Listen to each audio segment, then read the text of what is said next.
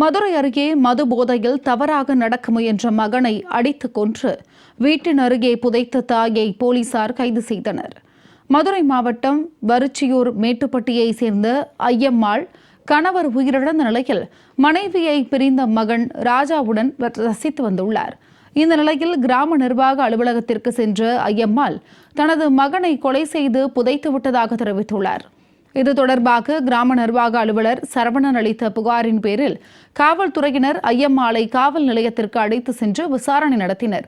அதில் 3 மாதங்களுக்கு முன்பு இரவு 11:30 மணி அளவில் மது போதையில் வீட்டிற்கு வந்த ராஜா தகராறு செய்து தன்னை தாக்கியதுடன் தவறாக நடக்க முயன்றதால் கொலை செய்துவிட்டு வீட்டின் அருகேயே குழி தோண்டி புதைத்ததாக ஐயம்மாள் வாக்குமூலம் அளித்துள்ளார். இதனையடுத்து உடல் தோண்டி எடுக்கப்பட்டு உடற்கூராய்வு நடத்தவுள்ளதாக காவல்துறையினர் தெரிவித்தனர்.